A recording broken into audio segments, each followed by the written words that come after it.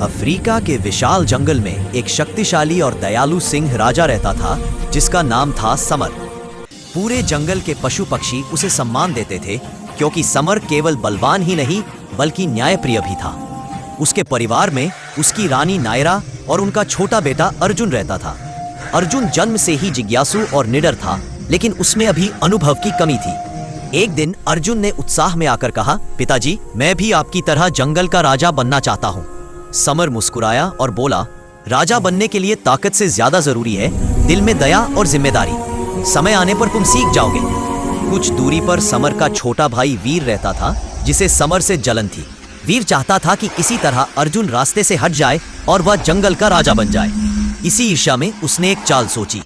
एक दिन वीर अर्जुन के पास आया और बोला, क्या तुम सच में बहादुर हो? अगर हो तो गूंजती घाटी में जाकर अपनी दहाड़ दो। अगर तुम्हारी आवाज वापस गूंज उठी तो तुम असली योद्धा कहलाओगे।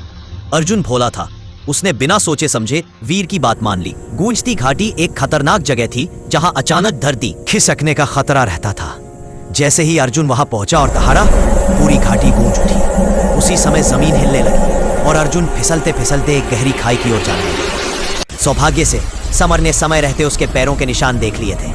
वह तुरंत पहुंच गया और अपने विशाल पंजे से अर्जुन को पकड़कर सुरक्षित स्थान पर ले आया।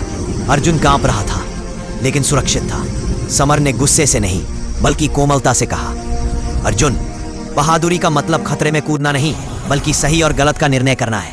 उधर वीर की चाल उजागर हो गई। समर ने उसे बुलाकर कहा, तुमने आज दिखा दिया कि ईर्ष्या इंसान को कितना छोटा बना देती है। तुम सजा के लायक हो, लेकिन तुम्हें बदलने का एक मौका भी चाहिए। समर ने उसे जंगल से बाहर नहीं निकाला बल्कि समुदाय की सेवा का काम दिया ताकि वह दूसरों की मदद करना सीख सके। दिन बीतते गए।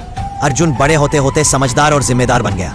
उसने अपनी गलती से सीखा कि सलाह हर किसी की नहीं माननी चाहिए और बहादुरी का असली अर्थ सिर्फ शक्ति नहीं बल्कि समझदारी है। दूसरी ओर वीर भी धीरे धीरे बदलने लगा और अपने भीतर का ईर्ष्या से छुटकारा पाया। कुछ वर्षों बाद जब अर्जुन युवा हुआ तो समर ने उसे अपना उत्तराधिकारी घोषित किया। अर्जुन ने सबके सामने कहा, मैं आज जो हूँ वह इसलिए क्योंकि मैंने अपनी गलतियों से सीखना नहीं छोड़ा और मेरे पिता ने कभी मुझ पर विश्वास करना नहीं छोड़ा। जंगल में खुशी की लहर दौड़ गई। सबने महसूस किया कि असली राजा वही है जो दूसरों की भलाई सोचता है।